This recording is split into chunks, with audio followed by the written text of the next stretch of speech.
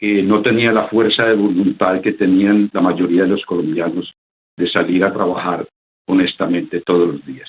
Sí, yo fui un bandido. Tuve la suerte, por aquello de la integridad, de la honestidad y de la credibilidad, de dar con grandes financistas que conocí en Europa, en las Bahamas, y esa es la gente con que he hecho mis grandes negocios, ¿sí? ¿Negocios de qué? Todo tipo de negocios, de aviación, negocios de bienes, de propiedades. En esa época hasta no era ni mal visto el negocio, todo el mundo lo invitaba a uno a su casa, a que hablara con él, a que fuera a las fiestas. ¿Cómo es posible que algunos de los cabecillas del cártel de Medellín estén hoy con vida, totalmente libres y disfrutando de algo de la riqueza que alguna vez tuvieron?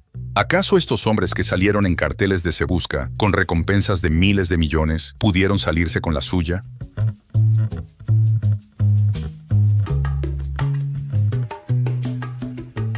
Hijo de un ingeniero alemán que migró a Colombia, Carlos Leder, a corta edad, migró también a los Estados Unidos. Mitad alemán y mitad colombiano, ahora sería también estadounidense. Se volvió fan de John Lennon y de los Beatles, y se volvió adicto a la hierba. Yo sí era un hippie, ¿sí? Yo fumaba, lógico. Yo era un aventurero, pero yo no era ningún traficante. Era un joven culto que leía a escritores como Maquiavelo y Hermann Hesse, y tenía cierta admiración por el dictador alemán y su libro Mi lucha. ¿Cómo puede sacar usted buenas ideas de una persona como Adolfo Hitler que mató, entre otros, 6 millones de judíos? Sabemos que en Alemania nunca existieron más de 1 millón de judíos. Comenzó a delinquir en Norteamérica robando autos y traficando marihuana. Estuvo preso y conoció al famoso George Jung o Boston George y se hicieron socios. Cuando salieron de la cárcel, comenzaron a traer marimba desde Latinoamérica y poco a poco reunieron dinero para adquirir una avioneta y mediante sobornos un espacio en las Bahamas. Con esta avioneta, Leder comenzaría a transportar cocaína a Estados Unidos con la excusa de que había que derrumbar el imperialismo yanqui del cual éramos víctimas los latinos. ¿Habla de bonanza? ¿Habla de la bonanza de la cocaína? Es la única bonanza que había. Porque la cocaína es la bomba atómica de Latinoamérica. Los proveedores colombianos les colocaban el polvo blanco en las Bahamas, y desde ahí, Carlos Leder y George Jung, en la avioneta que volaba a poca altura para evitar los radares, llevaban el producto a las playas de Miami, donde era recogido por otros cómplices. Era la primera vez que alguien intentaba algo así, y por esto se dice que Carlos Leder fue el pionero del tráfico de cocaína a Norteamérica de esta forma, que fue él quien hizo ricos a Escobar y a los Ochoa. De esta forma, todos estos traficantes se volvieron billonarios de un día para otro. El talón de Aquiles del imperialismo son los estimulantes de Colombia. En 1981, cuando la DEA le arrebató su isla privada Cayo Norman en las Bahamas, Leder volvió totalmente a Colombia y se convirtió en un hombre popular en el Quindío. Todos creían que era solo un inversor alemán. Comenzó una carrera política antes que Escobar, con la que buscaba instaurar un régimen neonazi en Colombia y evitar la extradición de colombianos. Por eso nosotros nos oponemos contra la extradición de latinoamericanos y de colombianos hacia las cárceles imperialistas. También tenía su propio periódico, en el que se apoyaba a sí mismo, a su carrera política y participaba en la prensa según su conveniencia. Construyó un complejo lleno de lujos, equivalente a la hacienda Nápoles de Escobar, mucho antes que este. Bonilla fue fusilado por el pueblo, porque la voz del pueblo es la voz de Dios y la mano del pueblo es la mano de Dios. Entonces, ¿usted justifica el asesinato de Lara Bonilla? Claro que lo justifico, plenamente. Hay varias versiones sobre la caída de Leder, pero la más escuchada cuenta que Escobar lo traicionó y lo entregó a las autoridades.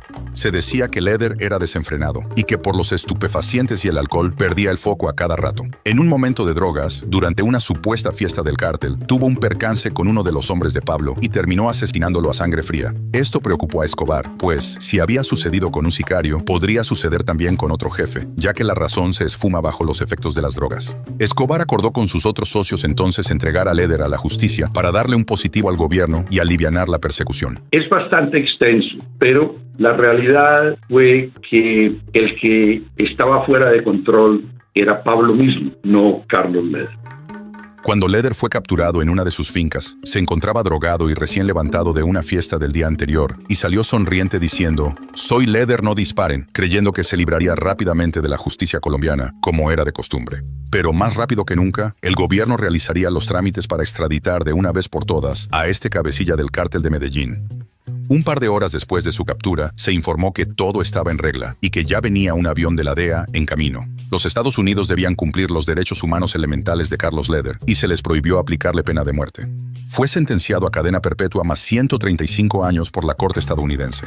Pero más tarde, en 1992, colabora con la justicia en contra del dictador panameño Manuel Noriega y se le redujo la pena a 55 años.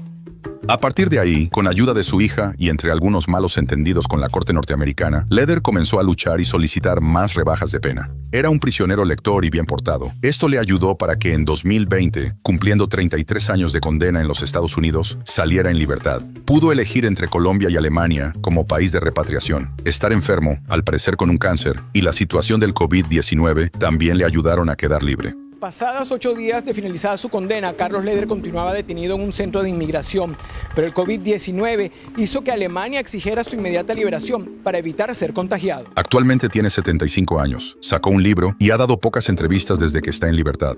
No se sabe con claridad con quién o dónde se está quedando en Alemania, aunque se especula que tiene familiares allá. Leder siempre fue un hombre ilustrado, y esa es una cuestión que el periodista Julio Sánchez comparte en una de las últimas entrevistas a Carlos. Si Leder, a diferencia de otros criminales, desde niño tuvo educación, una familia estable, amorosa y con una situación acomodada, ¿por qué se encaminó hacia el crimen? Julio, su pregunta es sabia y para mí continúa siendo un enigma. Las decisiones que tomé, las ambiciones que tenía, mi razón por la cual yo continué sumergiéndome en el contrabando fue una amalgama de situaciones que se presentaban y, lógico, la falta de moral en mi corazón, que no tenía la fuerza de voluntad que tenían la mayoría de los colombianos de salir a trabajar honestamente todos los días. Cuando fue capturado, la fortuna de Leder era inmensurable. Se decía que tenía un sinfín de propiedades en varios países de América, pero hoy en día Carlos parece no tener mucho, o por lo menos no en Colombia.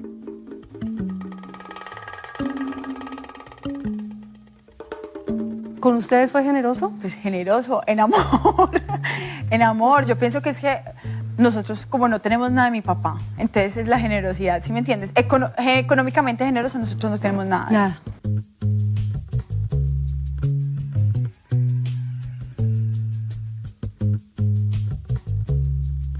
Una persona de 23 años con una isla privada en las Bahamas, con Así sus es. aviones, con sus yates. Antes me parece que antes no era loco, era muy cuerdo porque tenía todo para verse enloquecido. Lastimosamente hoy en día es cuando está pagando grave por eso. Los tres hermanos Ochoa fueron la oveja negra de la familia Ochoa, una familia colombiana que venía construyendo una reputación limpia de ganaderos. Resorte Tercero nació en Cali, en la finca de don Rubén Brión. El padrino de Medellín, don Fabio Ochoa, padre de los hermanos y un auténtico caballista, le brindó a sus 11 hijos educación, estatus y vida privilegiada. Pero los tres hermanos, Juan David, Jorge Luis y Fabio Ochoa, se enamoraron del dinero ilícito. Primero intentaron continuar con los negocios familiares, ayudándole al patriarca con su reconocido restaurante La Margarita del Ocho y administrando los más de 1000 caballos que don Fabio poseía.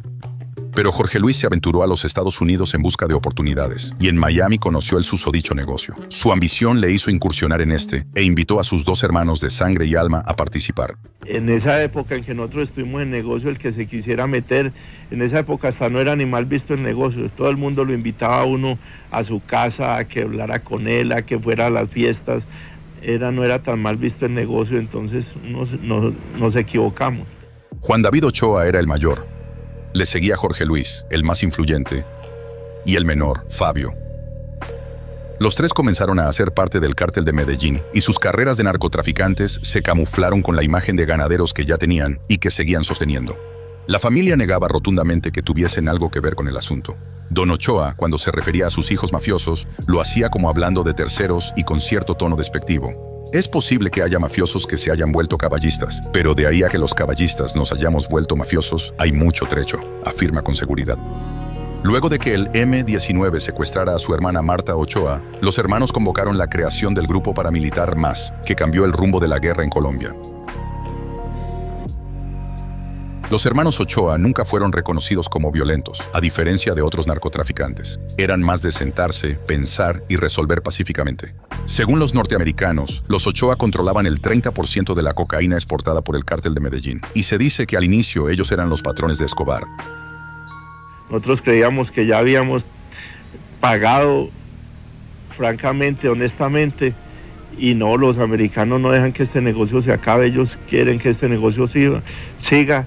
Es un negocio que les produce mucha plata, entonces no lo dejan acabar.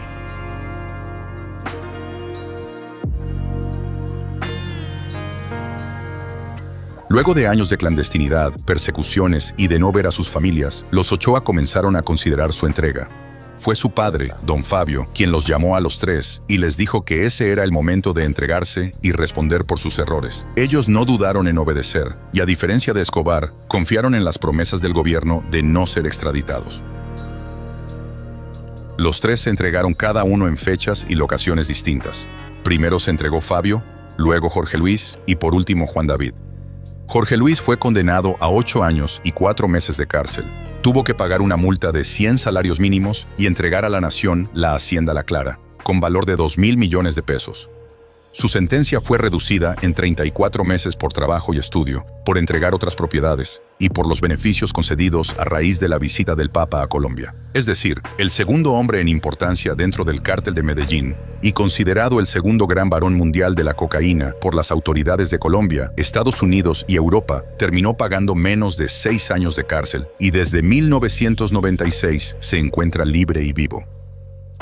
Juan David Ochoa pagó 5 años de pena. Vivió bien hasta julio de 2013, cuando falleció en Medellín por un infarto. El menor, Fabio, recibió 5 años igualmente. Quedó libre en 1996, pero al parecer quiso seguir con el negocio del narcotráfico. Luego de haber quedado en libertad y saldar su deuda con la justicia colombiana, Fabio Ochoa terminó nuevamente detenido junto a 32 narcotraficantes en la Operación Milenio en 1999, realizada en 3 ciudades colombianas y simultáneamente en Ecuador y México.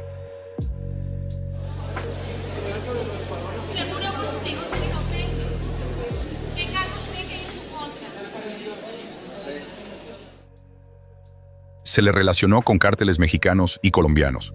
Su familia dice que todo es un montaje de los Estados Unidos. Cuando ellos vinieron a hablar con Fabio, mi hermano, era proponerle que él volviera a participar en el narcotráfico, que ellos le facilitaban los medios para que volviera a montar un negocio, rutas del narcotráfico, con la condición de que él invitara a otras personas para ellos poder hacer lo que ellos llaman positivos, para que se les infiltrara la mafia rusa. A cambio de condonar sus deudas con la justicia norteamericana, lo invitaban a servir de carnada a la mafia rusa y en represalia por haberse negado, ahora lo quieren extraditar. Fue extraditado y sentenciado a más de 30 años en una cárcel de Estados Unidos. El Estado se comprometió en que no seríamos extraditados, siempre y cuando no volviéramos a meternos a delinquir. Fabio en ningún momento volvió a delinquir. Hoy, en 2024, lleva más de 22 años cumpliendo sentencia y se espera que salga pronto en libertad.